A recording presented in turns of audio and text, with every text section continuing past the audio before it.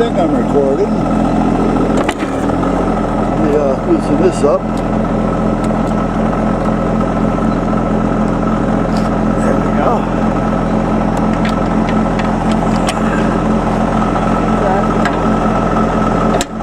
Good. Alright, now.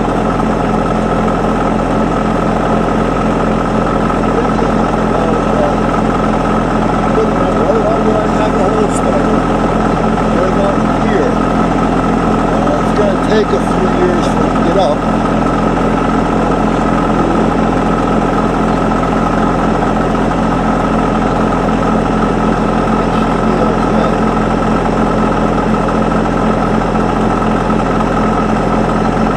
Yeah, I'm thinking it should be okay. Or should I just take it in a little more? If I take it in a little, I better leave it where it is. Alright.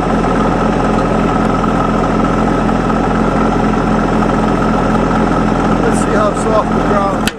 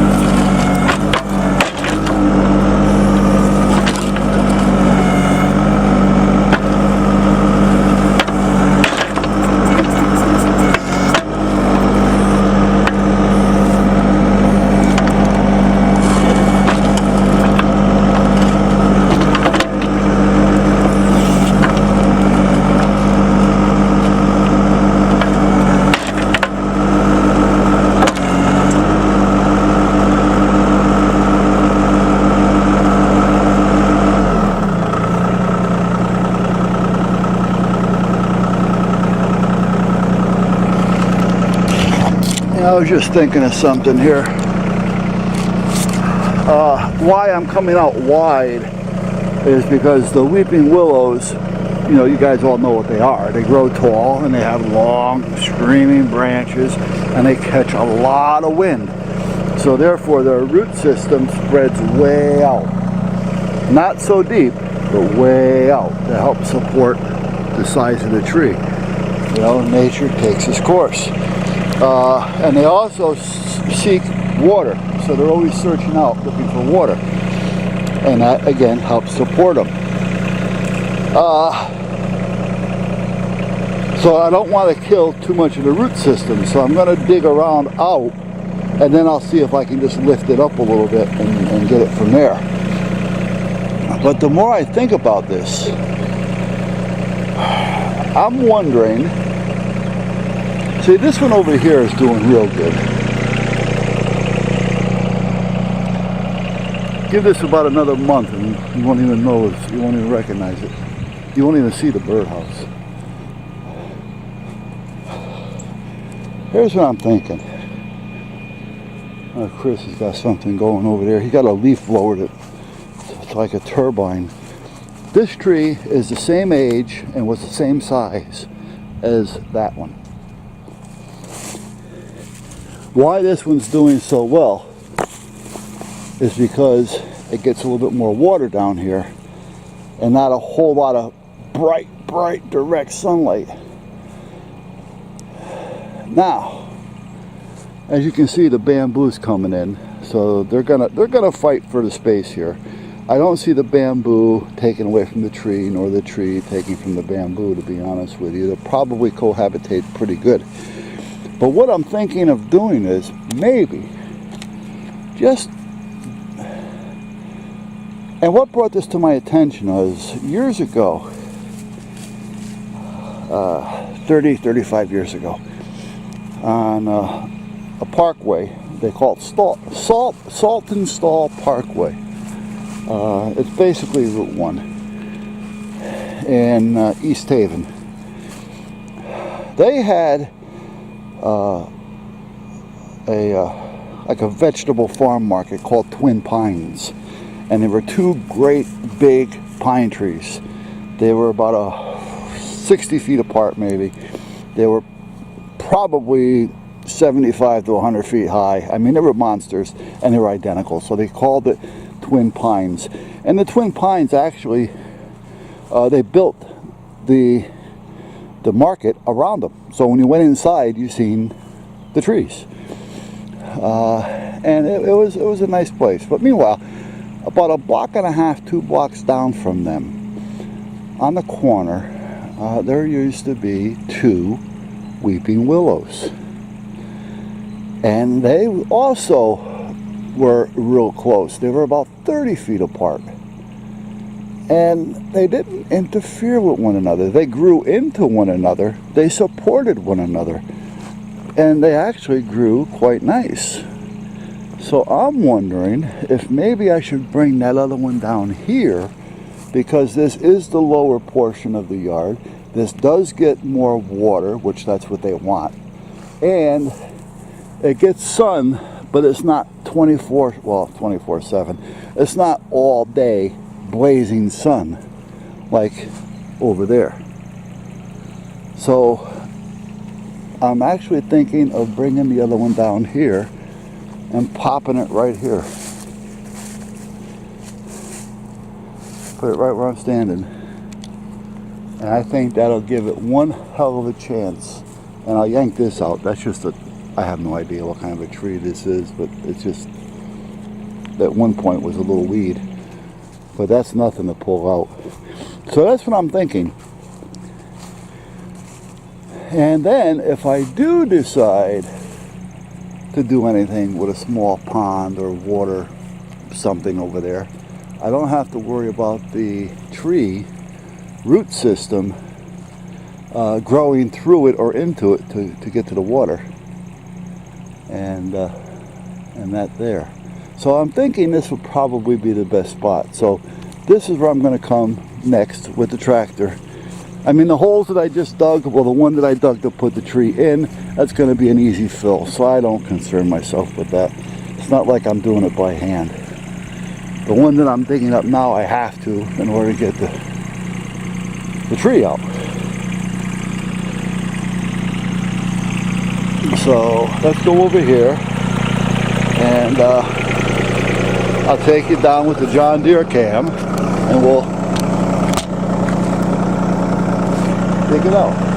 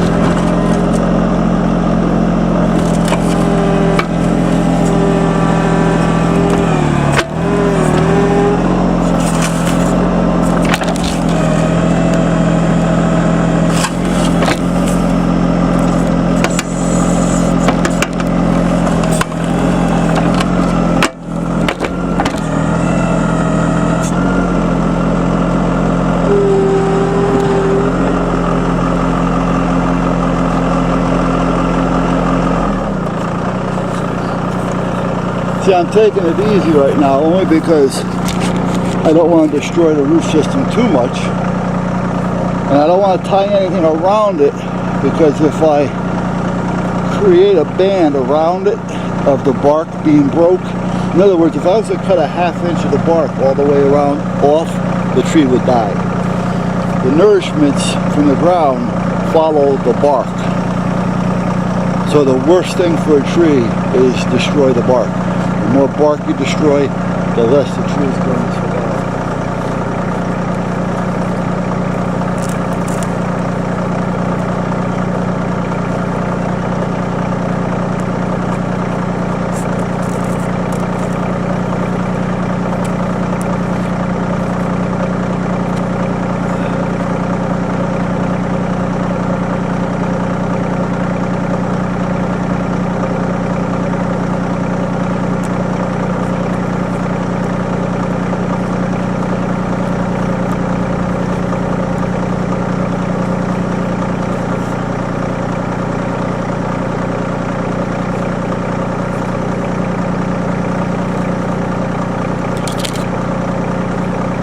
Alright, I gotta go around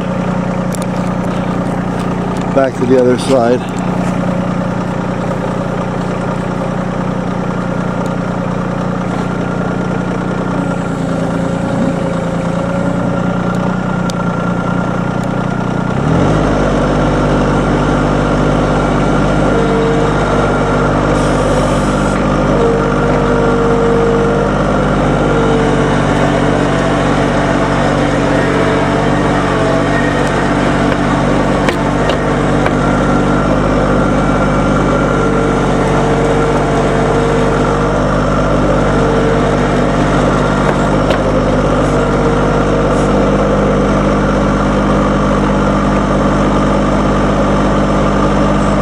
Just thinking of something. I just may be able to do it with the front bucket. If I can get under it enough.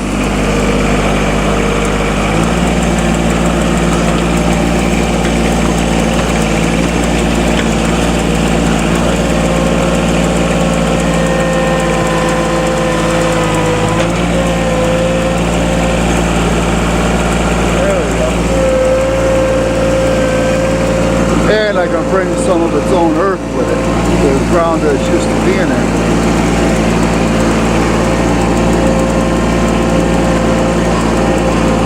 I'll get it over here, put some bone meal or something down in the hole with it, water the crap out of it, and it should be okay. Because again, it's still early in the season, so it hasn't started looking for anything just yet.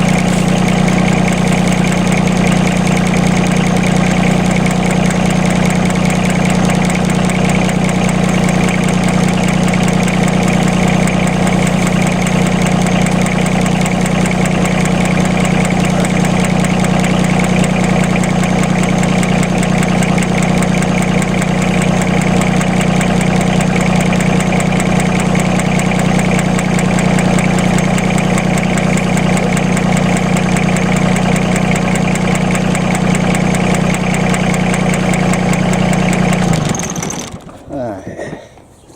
So what I'm going to do now is leave that alone for a while.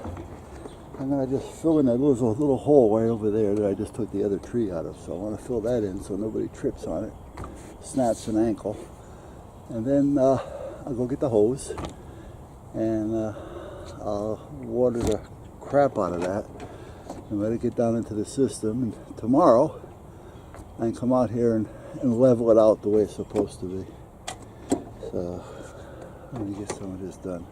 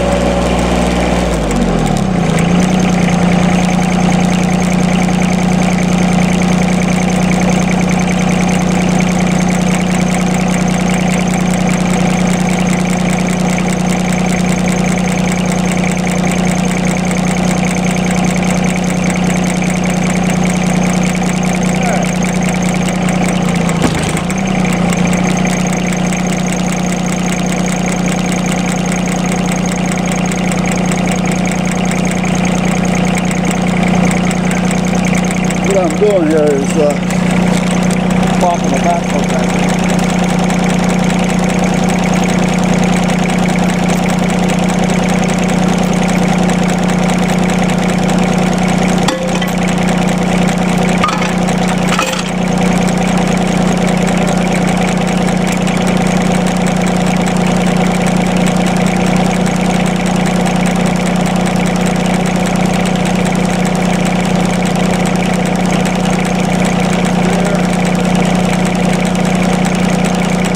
Now what I'm going to do is I'm just going to run a quick back blade just to kind of even all this out a little bit, because I've been running around here quite a bit.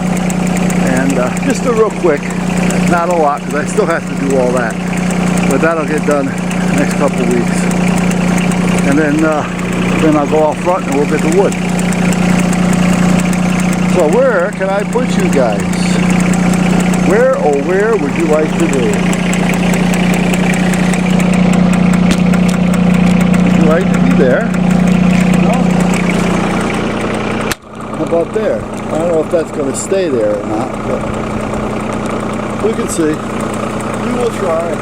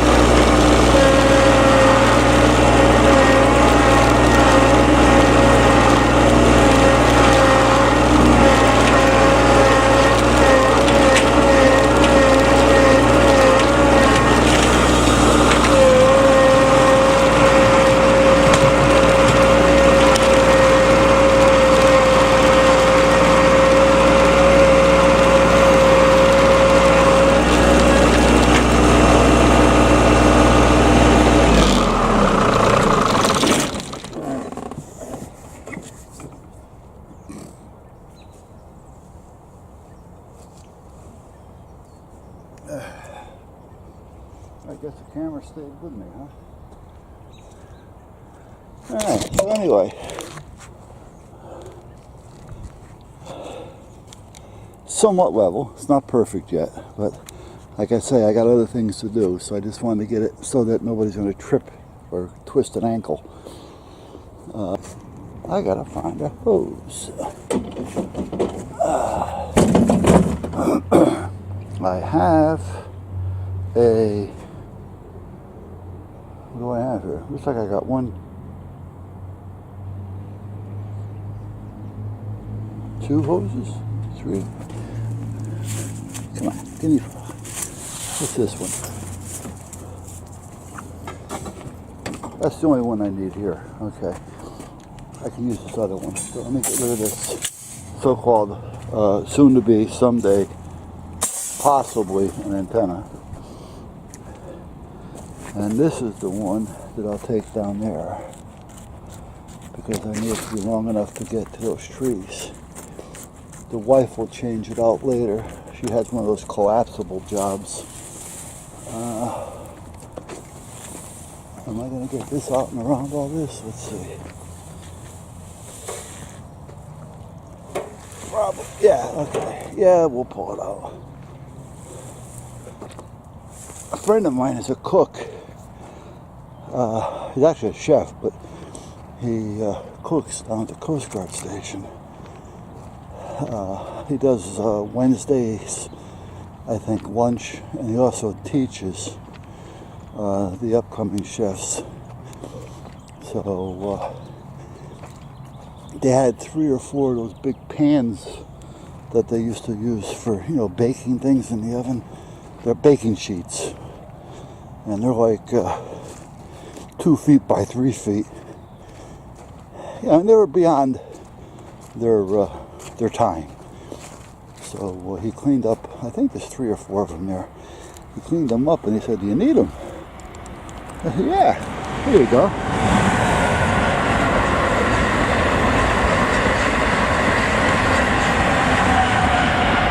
I'm not sure, but I think we already had one going. Hold on, I gotta put you down. I think we already had one going the other way. I'm not positive. If not, there'll be another one going the other way shortly. Must be about 1 o'clock.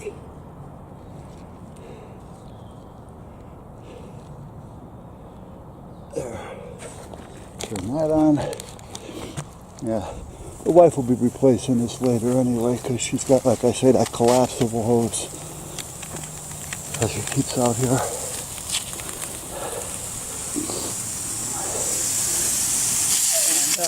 And it'll actually, the one she has will reach over to that light post over there.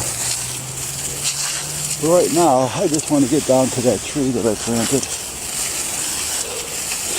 Oh, and the other one that I tore up.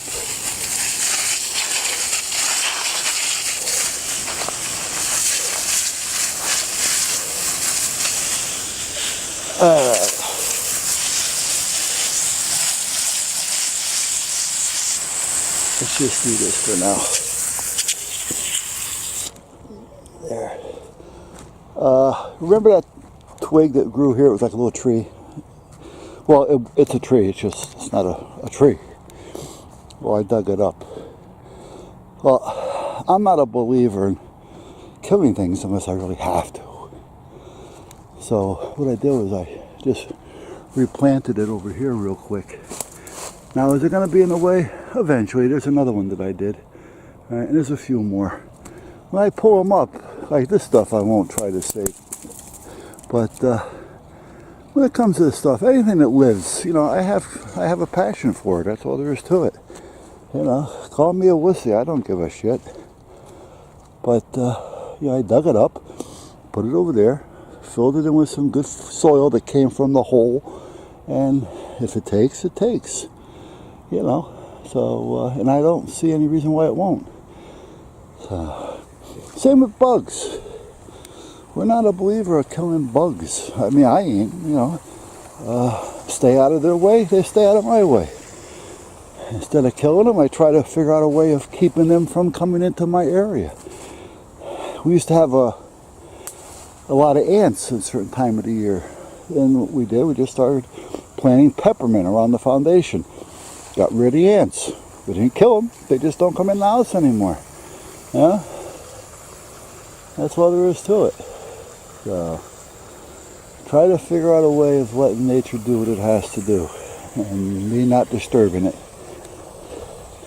I don't care if it's a weed, a bug, anything.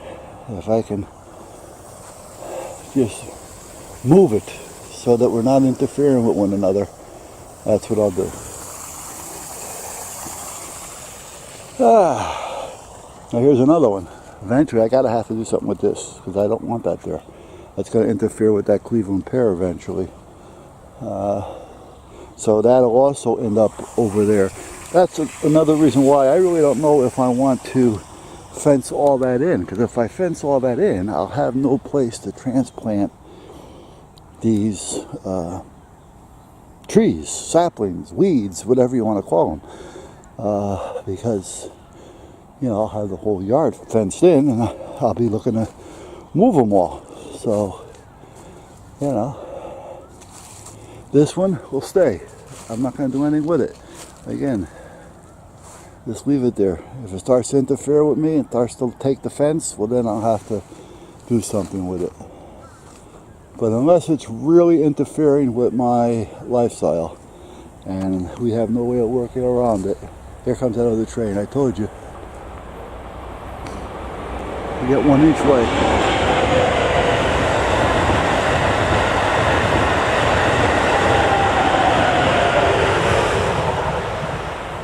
Okay, so there's 2 in the morning, 2 around now, and 2 around late dinner time, for people that are going home.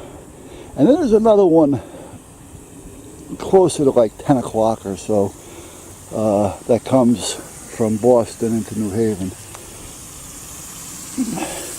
And then every now and then, like I say, a couple times a week we get the quarry train.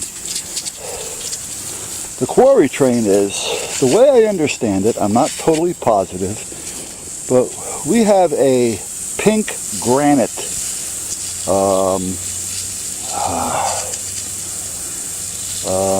it's not a mine, quarry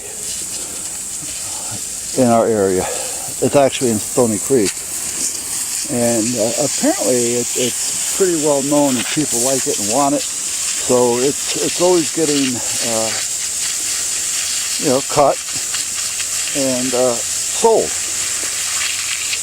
So there's a quarry train, that's what we call it, because it comes from the quarry. And it goes through 2, sometimes 3 times a week, late at night.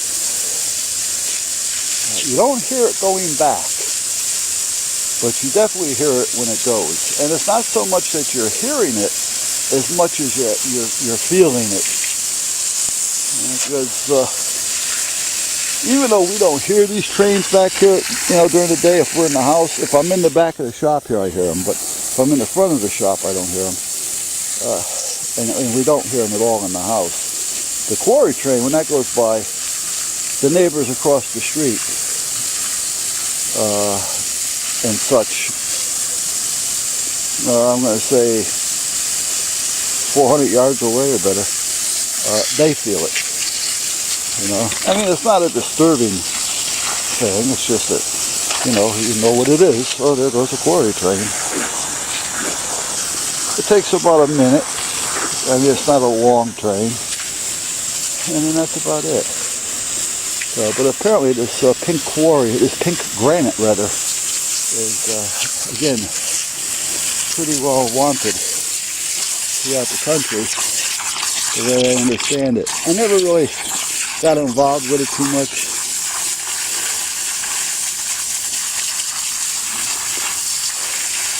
One of our selectmen that we had 2 terms ago, him and his son Andy, that I call Bubba, nice guy, nice family.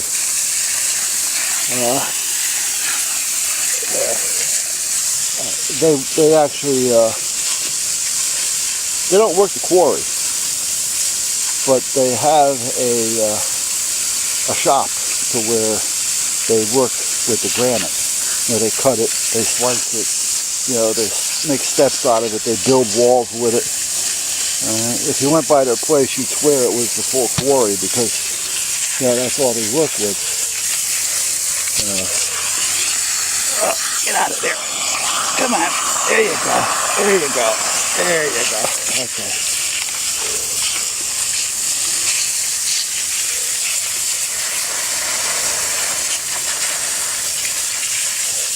Now tomorrow I'll come over here and I'll rake this out and make it neat and make it level. Because if you bury too much of this bark or the trunk in the ground, that'll also kill it. You want it to be just above the root. You know, like an inch or so, if that. Why don't we give you some water while we're over here, huh?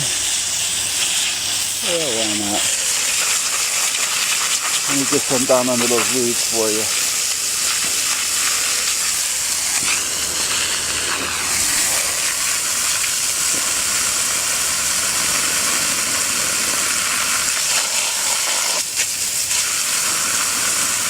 Not like there's not enough dampness back here.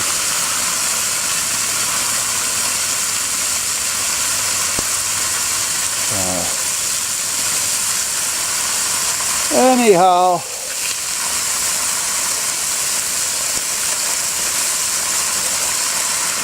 here I am getting off track, but I want to get this done. I want to make sure that there's some water down here for it. Otherwise I'll forget about it and then I'll be up all night. I'm coming out here in my house coat, it's dark.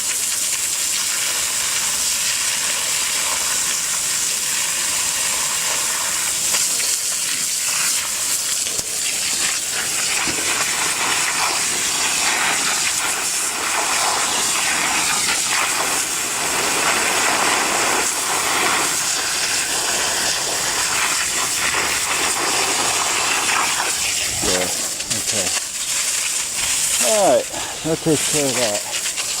Now, I don't have enough hose to make it over there, but I know that's wet, so I'm not going to be concerned about that.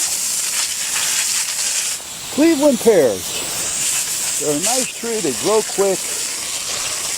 However, they're not a real strong tree.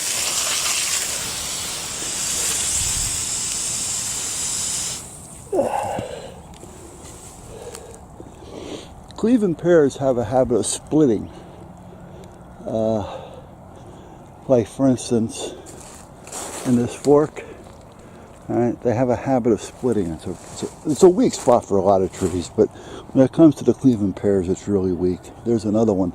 So they're totally different, but you know, and here's another one. Now these were the ones with the full trunk. Those we've got from an actual garden shop. Van Wilgen's, which is one of the biggest ones around here and takes pride in his stuff. That one and this one came from Home Depot. That one came from Van Wilgen's. Now this one, you can't tell because it healed up pretty good, but we lost a whole piece of this tree. I can't even tell you where it broke off now. Alright, but we lost a whole piece, almost as tall as the tree. There used to be two of them coming up. Like I say, Cleveland pears are nice. If you want, they come, they have little flowers on them, they have little, in the spring, they have little leaves on them most of the year round after that. They're a good, quick sound barrier if you want to do something quick and have them grow relatively quick. However, they're not a real stable tree. This is a fruit tree that never produces fruit. And it's in a good spot, and it looks like it's got a lot of disease on it. So this is one that I may have to. We'll see how it looks this spring. And if worse comes to worse, I'll try moving it over there someplace. And if it doesn't make it from there, what can I tell you? So, this is all getting redone this year for the boys. We just did that last year, so that'll stay. We may add to it or change it a little bit. We change things around the yard constantly to keep the boys, their activity level going. You know, otherwise they get stale. You know, it's the same thing every day, every day, every day. You know, so you gotta keep them active. You gotta keep their minds active. All right, let's jump on the tractor and go on this wood. I'm hoping I don't have to get the saw and cut. Sometimes the tractor puts static on the camera, and I can't help that at that point.